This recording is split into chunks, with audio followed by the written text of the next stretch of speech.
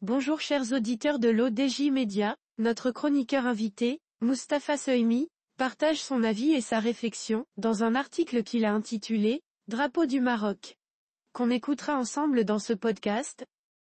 Notre politicien entame sa présentation du sujet en disant « Le drapeau n'est, pourrait-on dire, qu'une pièce d'étoffe attachée à une hampe. Mais il est surtout une projection identitaire, qui symbolise des valeurs. Il est objet de fierté, de passion, de déchirement ou de rassemblement. Il est l'emblème d'une nation. » Le nouveau livre de l'historien Nabil Mouline se propose d'appréhender les multiples facettes et phases d'une appropriation culturelle, symbolique et nationale. Notre professeur présente son point de vue initial de cette manière. Voici un nouveau livre de l'historien Nabil Mouline, Drapeau du Maroc, Sochet Presse Édition, 2023. Le drapeau, ce n'est, pourrait-on dire, qu'une pièce d'étoffe attachée à une hampe, un long manche en bois. Mais il est autre chose, il représente une personne morale. Il est surtout une projection identitaire. Il symbolise des valeurs, il est porteur de sens, il a une fonction sociale. Il est objet de fierté, de passion, de déchirement ou de rassemblement. Il est l'emblème d'une nation. Tous les Marocains connaissent leur drapeau, rouge, frappé d'un pentagramme vert. Depuis plus d'un siècle moins 1915 précisément, il présente cette identité. Mais il se distingue par une histoire plus que millénaire, avec des variations et des strates symboliques liées à des séquences multiples. Pour l'auteur, l'histoire et la signification du drapeau marocain restent une énigme. Si tout le monde le reconnaît, seule une petite minorité peut prétendre le connaître vraiment. D'où l'intérêt de cet ouvrage, qui se propose d'appréhender les multiples facettes et phases d'une appropriation culturelle, symbolique et nationale. Mais d'où vient l'origine du drapeau? Il est lié à l'art de la guerre, il est ainsi un signe d'identification, aussi considéré comme une sorte de talisman, protégeant les combattants et incarnant la force et la cohérence des combattants. Avec les monarques, il prend un caractère particulier, en ce sens qu'il devient un attribut de pouvoir. En terre d'islam, les usages du drapeau vont s'uniformiser à travers les siècles. Il faudra en effet attendre les Abbassides, 750-1258, pour davantage de clarté la couleur noire, comme signe de ralliement et de mobilisation.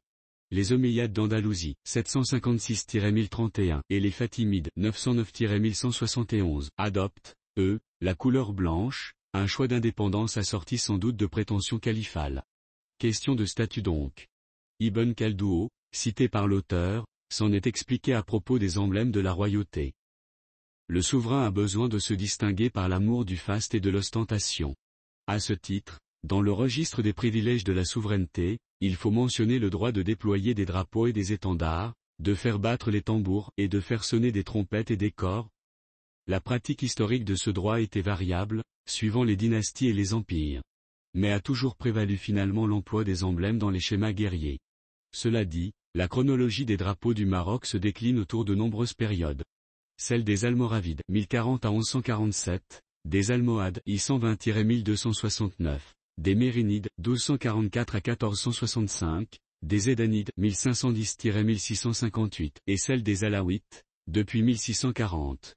Cette nouvelle dynastie ne reprend pas Al-Alam al-Mansour, symbole califal par excellence depuis plusieurs des siècles. Elle le remplace par un drapeau vert, utilisé par des grandes confréries soufis. Pour la population, la couleur verte est celle du djihad. La nouvelle maison régnante monopolise ainsi l'usage du drapeau vert, fait prévaloir également sa sacralité et sa suprématie en tant que dépositrice exclusive de l'héritage temporel et spirituel de la prophétie. Notre chroniqueur invité approfondit sa réflexion de la manière suivante. Le drapeau comme charge symbolique perd quelque peu sa centralité à la fin du XVIIIe siècle et au début du XIXe siècle. Cela tient à certaines vicissitudes politiques de l'époque, mais aussi à la volonté de centralisation des Alaouites comme la marque distinctive de la souveraineté. Les sultans imposent finalement le rouge, il est associé à la vie, à la force, à la gloire et au sacrifice, il incite à l'action. Mais durant le XIXe siècle, les drapeaux verts et rouges cohabitent et sont mis en valeur ensemble ou séparément lors des cérémonies officielles. Le vert est l'ambition d'incarner l'autorité religieuse en tant que coube. Le rouge est, quant à lui, le désir ou la volonté de monopoliser le pouvoir politique. Avec la période contemporaine, le drapeau rouge est le symbole de l'indépendance du Maroc, de l'unité nationale et de l'égalité entre les Marocains. Une forme d'expression symbolique, une nouvelle identité du Maroc, une modernité à l'ordre du jour. Un changement pratiquement copernicien décliné autour du sultan, mais avec une centralité en faveur de la nation, du fait du transfert de la souveraineté au peuple et le pouvoir à l'État. L'auteur rappelle que le nouveau drapeau de l'empire chérifien a été publié au bulletin officiel et scellé par le sultan Moulay Youssef en novembre 1915. Ce sera l'emblème rouge avec, au centre, une étoile à 5 branches.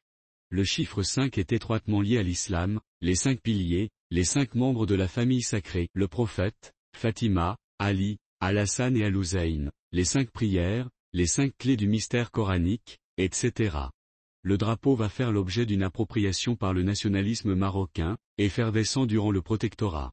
Il est brandi dans toutes les manifestations et de manière encore plus marquée lors de la première célébration de la fête du trône, en 1934.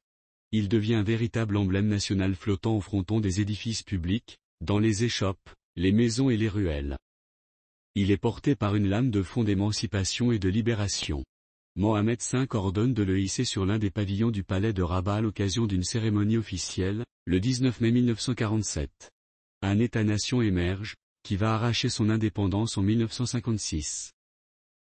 L'auteur termine son article en ces termes. Le drapeau marocain va ensuite retrouver toute sa fonction historique et politique lors de la Marche verte de novembre 1975. Une épopée où 350 000 marcheurs, répondant à l'appel du roi Hassan II, franchissent les frontières de l'ex-Sahara occidental sous occupation espagnole, pour parachever l'intégrité territoriale du royaume. Leurs armes? Le Coran dans une main et le drapeau dans l'autre. La nation comme communauté organique, prend en main son destin. Aujourd'hui, une grammaire du drapeau est présente et structurante dans le champ politique et émotionnel du peuple marocain. Elle s'exprime en différentes circonstances, notamment en décembre 2022, avec les victoires des Lions de l'Atlas à la Coupe du Monde au Qatar. Un langage commun. Et un référentiel partagé. Le drapeau marocain, hier et aujourd'hui? N'est-ce pas en dernière analyse une histoire plurielle, à découvrir ou à redécouvrir? Un livre stimulant, renouvelant bien des approches historiques, avec des pistes et des clés d'une meilleure appréhension des passés marocains. Rédigé par Mustapha Sohimi. Merci d'avoir écouté ce podcast de l'ODJ Media, notre bouquet de supports numériques, portail, magazine mensuel connecté, web radio R212 dédié à la diaspora marocaine et web TV. N'oubliez pas de télécharger notre application l'ODJ Mobile sur Play Store et de vous abonner à notre chaîne YouTube l'ODJ TV. Alors, on se dit au prochain podcast de nos chroniqueurs invités, et à très bientôt.